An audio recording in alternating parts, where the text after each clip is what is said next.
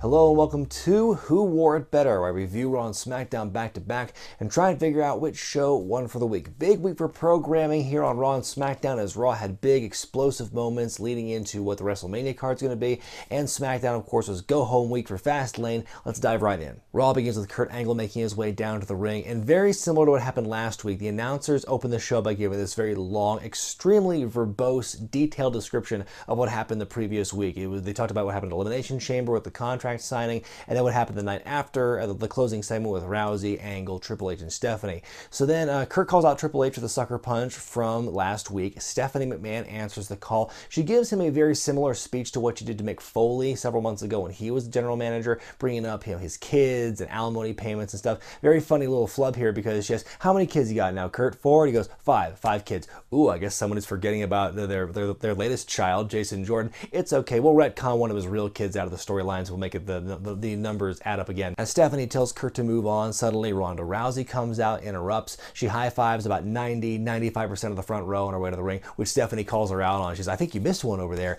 So then Ronda's going to announce who she wants to face at WrestleMania, and Stephanie's like, let's get the drum roll going, let's get the drum roll sound effect going, and like you get maybe a half a second of the drum roll sound effect playing before Ronda just says, I want to fight you at WrestleMania, which is this big pop, and then the drum roll played for a couple seconds before it cuts off. So it's kind of a funny little thing there. Triple H comes out to interrupt, which contradicts what Stephanie said earlier to Kurt, that Triple H was not there. Then Kurt ups the ante and says, let's do a mixed tag team match at WrestleMania. Me and Ronda Rousey versus Triple H and Stephanie. Huge pop, and then a scuffle ensues because Triple H tries to get one more cheap shot in on Kurt, but Kurt sees it coming. Kurt gets Triple H in the ankle lock. Stephanie gets hit with a Samoan drop by Ronda Rousey, and that's the whole thing. Really strong opening segment. The crowd just ate this whole thing up, and I am very, very hyped now for this mixed tag team match. I was kind of apprehensive before, but now it's like I'm fully on board with this. I think the way they've kind of built this up very subtly from Survivor Series onward, it's finally kind of culminating here, and it just felt right on Monday. First match of the night's a rematch from the Elimination Chamber show as Asuka takes on Nia Jax. This match, unfortunately, not as good as their pay-per-view encounter. At one point, there's a very noticeable botch where Nia goes for a backbreaker, but she comes down on the wrong knee. So it's instead of a backbreaker, it's more of like a kneeling side slam. Very innovative move in that regard by Nia Jax. I love the finish here, though, because Asuka gets Nia in the arm bar, and 3 times Nia tries to power out of it, but Asuka just holds on. She will not let go. She's like a rabid animal, just holding onto that hold, and Nia eventually is forced to reluctantly, sadly, tap out at the end. They do this kind of thing at the end where she kind of gets up and sells, and it's kind of the prompt for the fans to kind of like give her a little ovation for her strength and her fortitude. So it's kind of a face-ish reaction for her toughness. It seems like it's a turning point for a face turn, and we'll see more of that later in the night. But yeah, the match was, okay, not as good as what we saw at Elimination Chamber. Up next, the Revival take on The Bar in a non-title match. If the Revival win here, they will face Sheamus and Cesaro at WrestleMania for the tag titles. Good physical match here, but The Bar win after a neutralizer on Dawson. So again, who is The Bar working at WrestleMania? Well, I've read some rumors and things that are percolating on the interwebs that it's going to be a team that is not officially a team yet. So it sounds like 2 singles guys they're going to throw together at the last minute to face The Bar. Who could it be? We shall see. There's no need to fear. John Cena is here. Now, I know he's a free agent, but I don't know why he's here on Raw to talk about his match on the SmackDown pay-per-view. He does address that issue by saying, well, I don't want to be interrupted by the other 5 guys in the 6-pack challenge. So I can respect that logic, I guess. He says he's going to win the title for the 17th time, and he says, don't worry, AJ, because after I beat you, you can initiate your rematch clause for Mania. We have a triple threat with Cena, AJ, and Shinsuke. Even though that's not going to happen, I hope it doesn't happen in this case, I would not hate that match. If that match happened on some other pay-per-view, I would be happy about that. Anyway, Goldust interrupts, kind of a random interruption here, very universe mode, have Goldust come out here. He delivers a long, rambling promo, basically calling Cena out for a match here and now. Before Cena can even form a response, he's hit with a sucker punch by Goldust. We go to commercial break, we come back, and the match is on. Apparently, this is the very first time these two have ever wrestled together. It's certainly a creative way to get to this point. It's cool to see this match kind of a first-time thing. You wouldn't expect these two to fight, and now it's here. Unfortunately, the match is not that good. I don't know what's up with their chemistry. It's just not clicking on this night. There's some fumbling around at some points. Just not a very clean match, which is disappointing because I love both these guys as workers and as characters. Cena wins with this traditional, 5 moves of doom, shoulder tackle, drop, knuckle shuffle, AA, that's it. And that was certainly interesting. They announced that Hillbilly Jim is going in the Hall of Fame this year, and I, along with everyone else on the planet, had the same reaction. Wasn't he already in the Hall of Fame? It seems it's very surprising. You would think he'd be in the Hall of Fame by this point because, he was so over in the 80s and he was such a good ambassador for the company for so many years, such a good company man. Like, it seems academic that he'd already be in the Hall of Fame. Like, he was one of the original inductees, it feels like. But no, they waited until 2018 to put him in. I think it's long overdue. He sticks out like a sore thumb among all the other like Attitude Era, Monday Night War era inductees that are going in this year. But sure, I'm all for it. Bayley makes her way to the ring and tries to explain her actions from last week when she stood up to Sasha Banks, not turning heel on her. That was a very poor choice of words on my part. I apologize from last week. Before she can get her words out, though, Absolution interrupts. So we have a match between Bayley and Mandy Rose. Nice flying knee by Mandy Rose, by the way. I think it's a better one than Seth Rollins, to be honest. Bayley wins with a surprise roll-up. Absolution immediately get in the ring and start beating on Bayley. Sasha Banks runs in, makes the save. She offers a hug, but Bayley pushes her away. She rejects the hug. Mooey intrigue. Backstage, we see Nia Jax in the trainer's room, like icing her arm, and Alexa Bliss comes in to comfort her by destroying her psyche and just burying her and saying, "Oh, you're a freak and no one likes you, but it's okay because I'm still here." And you see Nia Jax cry, and that's the whole thing. I have mixed feelings about this segment because on the one hand, they're obviously, okay, now it's very clear. We're going to have Nia Jax and Alexa Bliss at Mania, and this is the way we're getting to that. We're going to have Nia Jax get sympathy, and she's going to rage on her and challenge her for the title. That's fine. I get that. And the segment itself, I think, was very well acted. I think it definitely plays on a lot of like real emotions and experiences, not just for someone like Nia Jax, but I'm sure a lot of people watching that those things that Alexa was talking about, and the manipulation by Alexa was so good here. It was a very well acted bit. However, I don't know if making Nia Jax cry is the best way to go about turning her babyface. It just seems like it makes her too vulnerable. Like, it's very similar to like when the Big Show was first in the company, and even in the last like 4 years or so, they made him cry a lot. Like, that wasn't too good for his image. And so I wonder if this is going to have the same kind of negative effect on Nia. Instead of building sympathy for her, it makes her too vulnerable, I think. But I'm on the fence about it. I get what they're doing. I respect what they're doing, but at the same time, I think crying is not the way to go with this. But anyway, yeah, so now I have to eat crow because like last week I said up and down, I just don't see Asuka and Charlotte happening at Mania. It makes no sense. How are they going to get there? So now we see on the Raw side how Nia is going to eventually challenge Alexa. I'm still waiting to see how we can logically reach Charlotte and Asuka without being nonsensical or not burying somebody. So we'll wait and see what happens there. Up next is the Symphony of Destruction match as Braun Strowman takes on Elias. It's basically a no-holds-barred, falls count anywhere street fight match, except that musical instruments are the weapons now. Corey Graves gets to make all the Megadeth references in this bit here. Elias opens up by playing piano and drums, and he plays guitar. Give this man the championship already. Seriously, it's long overdue. Anyway, he does a song, and then the lights go out again, and then he runs away. They show him running out of the arena and into his car, and you see Strowman's already caught him, and he's holding onto the car to keep him from driving away. He throws Elias back into the arena. The match is on. Elias gets some licks early on, but Strowman does come back, crushes him with the double bass again, and the baby grand. And then he's playing the keys, he's pounding on the keys, which is pretty funny.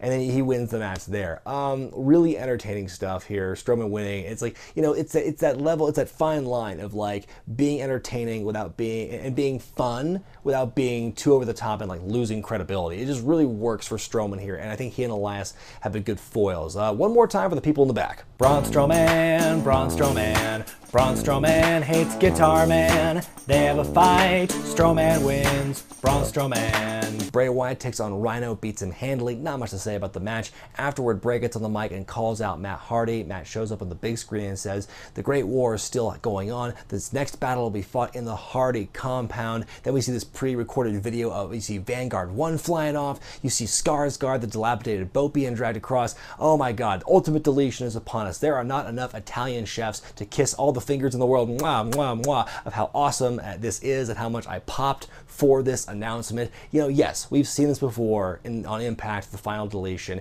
and maybe Impact will have done it better, all things considered. But I'm still really excited to see like these old characters show up again. Oh man, it just brings back good memories from a couple of years ago. I cannot wait to see what they do with Ultimate Deletion in the future. It's time now for the Mizzies. The Miz gives awards to Seth Rollins and Finn Balor for patting themselves on the back. He awards Kurt Angle and Mizzy for being a bad GM. I really did enjoy the editing they did in the nominee video packages before he gave out the awards. That was some pretty funny stuff on some old clips they used here. Before he can award himself a Mizzy for being the best wrestler ever, out comes Seth Rollins, and then immediately followed by Finn Balor. The Miz challenges them to a 3-on-2 handicap match, Miz and Miztourage versus Finn and Seth, which they accept. Finn and Seth take some turns tagging themselves in, including at the end when Finn's going for a coup de grace, but then Seth just kind of tags him back in, hits the curb stomp on Miz to win the match. You know, it was okay main event. I just enjoyed the whole package here with, you know, the Mizzies and the match itself. Then the announcement at the end when Kurt Angle comes out and says it will be a triple threat match at WrestleMania for the IC Championship. Like I said before, it should be a good one. The final segment of Raw is Paul Heyman coming out and cutting this very, very strong, awesome promo, putting Roman over for his win last year against Undertaker, but then putting over the championship and putting over the importance and significance of the title and how it's more important than family. One little nitpick though, he does refer to the title as Brock's bitch, but if the demands of a champion are so great, and they're as great as Heyman says, then shouldn't it be the other way around? That was just a little thought that I had when Heyman was talking. Roman Reigns comes out and confronts Heyman in the ring. He says Brock is still a bitch for not coming out and appearing this week. He says next week he better be dressed for a fight, not a promo segment. And so, you know, more stoking the flames of Roman as like a guy who's a champion of the people and of the company, and painting Lesnar as this bad guy who doesn't care about the business. Between, you know, this segment here and then the house show in Chicago over the weekend when Lesnar beat Kane in like 35 seconds or something, really trying to paint Lesnar as this like, oh, we don't like this guy because, you know, he has all this stroke, you know, and everything. So it's very interesting how they're doing that, and I'm curious to see how it will pay off at Mania, but for the time being, we still have a few more weeks of build. I just hope that next week's confrontation does not end in a title belt tug of war. SmackDown begins with Charlotte and Ruby Riott having a face-to-face going into their title match at Fastlane, and Riott says she can't stand that Charlotte is seen as the face of the Women's Revolution. Again, can we please stop using the Women's Revolution as a plot device for any rivalry happening across both shows? She says she started the Riott Squad to end the myth of Charlotte Flair, and Charlotte retorts by saying, you know, she's earned all her accolades. The Riott Squad get into the ring and they corner Charlotte, and then all of a sudden Bobby Roode comes out, her partner for, you know, for the mixed match challenge, but he doesn't do anything. He makes his way to the announce table for commentary. The Riott Squad just seem to dematerialize. They just kind of poof out of existence in this shot, and Charlotte's like, yay, he saved me. And like, that's the end of the segment. Like, that's how we're gonna end this thing. It was a very bizarre way. It was a weird way to build the angle and a weird way to end the segment. Like, that's the go home segment for this women's title feud, is just this weird confrontation that ends in a weird, unsatisfying way because Bobby Roode just shows up and startles everyone. Roode is doing commentary for Randy Orton versus Jinder Mahal, a rematch of the classic rivalry we saw last year over the championship. Orton tries the drape over DDT a few times, but Jinder keeps managing to escape. And, you know, poor Sunil Singh just cannot avoid getting backdropped onto the announce table by Orton. It is the fate of the Singh brothers, just keeping dropped back on their backs on the announce table and having them bounce off it in comical ways. Jinder's tossed into Roode on the outside. Orton finally does hit the DDT through the ropes. He's getting poised to win, but suddenly Roode gets on the apron. He and Orton have a confrontation. Jinder pushes Orton into Roode, hits the Colossus to win the match. So I think it's weird that Jinder wins this match, and I'm pretty sure it's not even on the card for Fastlane at the moment. He might be put in like a interview segment or a promo or something, or might get put in the pre-show for all I know, but it's weird. You know, I'm wondering for Mania, will they do some kind of triple threat between the three of these guys for the title? If they do, and that seems the way they're going, it seems like, you know, quite the mirror image of what's happening with the IC title scene on Raw. You know, that's just pure speculation on my part. I have no idea what they're going to do next month at WrestleMania. Backstage, Rusev wants to avenge the throat injury of Aiden English by challenging Shinsuke Nakamura to a match at Fastlane next week. That should be a good match, but we all know how it's ending. Up next, Becky Lynch takes on Carmella, and all I could think of with this match was like, where's Carmella been the last couple of weeks in like an in-ring capacity? I feel like I've seen and heard more about James Ellsworth the last few weeks on the indie scene than I have about Carmella, the Money in the Bank winner. I know she had the segment last week where she was like doing the Twitter thing, and there's the online exclusive clip that precipitated this particular match, but that's about about it, I feel, for Carmella in what I've observed. Anyway, this was a treat of a match. It was surprisingly competitive and fun to watch. Becky does pull out the win in the end with the disarm her, and there you go. We go backstage to see Naomi watching on the monitor like a real human being. Natalya comes into the shot, and the two of them talk for a bit, and that's how we have another match for Fastlane made here. Women's tag team match, Naomi and Becky versus Carmella and Natalya. They're really kind of, for the go-home week, we're getting a lot of matches kind of being added at the very last minute here. We got to cram these matches in here.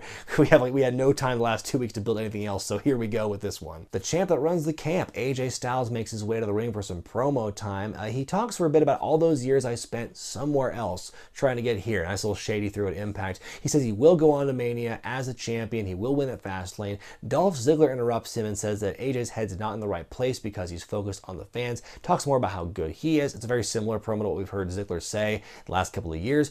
AJ suggests they bump their match up to right now, which Ziggler accepts. And it's a very good match between these two, as expected. Both phenomenal athletes, no pun intended. I love the slingshot spot in the apron when Ziggler slingshots AJ into the turnbuckle post. Really great spot there. After a double down, we see Kevin Owens and Sami Zayn run into the ring and start beating up on the two of them, which is really weird logic. It's like, what's the reason for that? If their goal is to, if their concern is about getting an advantage for Fastlane, why not just let the two guys beat each other up and let nature run its course, essentially? Shane McMahon comes out and adds Corbin to the mix, makes it a fatal five-way, and there we are. It's certainly an entertaining match. Everyone gets their moments in the end. I'm so sick of the concept. But at the end of the match, out of nowhere, Sami hits the haluva kick onto his best friend, Kevin Owens, pins and wins. So basically, the five-way was made as justification to allow this moment to happen, because earlier in the show, you see backstage Kevin and Sami. Sami reiterates what he said a couple of weeks ago, that he would gladly lay down for Kevin in the championship match of the pay-per-view. So now, with him being so quick to beat Kevin in this match here, what does it mean? Probably that we'll be seeing Kevin and Sami fight at WrestleMania. So basically, Owens and Jericho from last year all over again. Time now for me to decide which show won for the week, Raw or SmackDown. This week, in my opinion, Raw wins by a landslide. There is no question it is the stronger show this week. Just from the get-go, the opening segment, which really kicks the Ronda Rousey, Kurt, Triple H, and Stephanie feud into high gear. That was very exciting stuff. The Symphony of Destruction match from Corey Graves on commentary, dropping all the Megadeth references to the stuff that Braun and Elias were doing the whole time. The Ultimate Deletion announcement, it got a huge pop out of me. The Mizzies were entertaining. Paul Heyman's promo at the end was very strong as well. The only thing I didn't really like about the show was just Cena and Goldust, which it sucks because I really, when that match started, I'm like, I kind of want to see this match. I want to see it do well, and it didn't do well. So that was a little bit of a letdown. I'm on the fence about Nia's face turn. There's a part of me that likes what they're doing, but also I'm like, should we really make her cry? Is it the best way to get this killer of a wrestler to get sympathy? It just seems kind of out of it. So right now it's not a pro or con, in my opinion. For SmackDown, I enjoyed Becky versus Carmella. AJ versus Dolph was great. And then the end of the five-way, was a surprise. I enjoyed that. I am just sick of the fatal five-way concept. And basically you gave away 5/6 of your main event on the go-home week. Sure, Cena's not there, but then you got 5 of the 6 guys. And it seemed like we're going to see some repeat spots of what we saw on this week. So it was kind of weird. And the opening segment for this show on SmackDown was the opening segment on Raw was so great, and the opening segment for SmackDown had this really weird ending where somebody shows up and then everyone scatters and we just kind of forget that whole confrontation was happening. Kind of a weird thing. Let me know what you guys thought about Raw and SmackDown this week in the comment section below, and be sure to vote which show you thought was better in the gimmick in the upper right hand corner of your screen. Before I sign out, I just want to say we're a few weeks away from what's become one of my favorite parts of WrestleMania weekend. It's WrestleCon 2018, happening Thursday through Sunday, all WrestleMania weekend at the Sheraton New Orleans on Canal Street. Jay Biggs and myself will be at the Wrestling with Wregret table once again this year. It's our 3rd straight WrestleCon. We love meeting the fans there at these events. Also, we'll be joined this year by Colin Hunter, the satirist-in-chief at kayfabenews.com. If you aren't familiar with what that website is, it's basically The Onion, but with wrestling headlines. It's great stuff. I recommend you check it out whenever you can. But yeah, we'll be there meeting fans, selling merch, doing photo ops, the whole shebang. WrestleCon is seriously, in my opinion, one of the coolest experiences you can have as a fan for WrestleMania weekend, along with the multitude, the dozens of other live events happening in New Orleans, which itself is a fun town to visit. So I've been told. I've never been there. It's been my first trip to New Orleans here at WrestleMania weekend. I look forward to seeing the sights. I look forward to meeting the fans. I look forward to WrestleMania. It's just going to be a fun weekend. So if you want more information, if you want tickets, go to WrestleCon.com for all that information. Be sure to thumbs up this video if you like it. Subscribe to Wrestling with Regret. Buy the t-shirts at ProWrestlingTees.com and check out Patreon.com/WrestlingWithRegret for exclusive perks and bonus content. I'm Brian Zane, and I'll see you next time.